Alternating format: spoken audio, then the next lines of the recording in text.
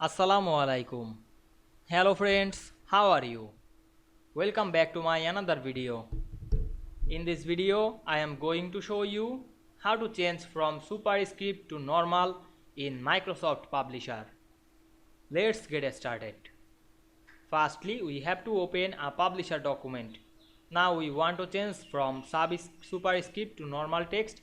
Firstly, select the superscript text, then go to the home menu, then check mark of the superscript.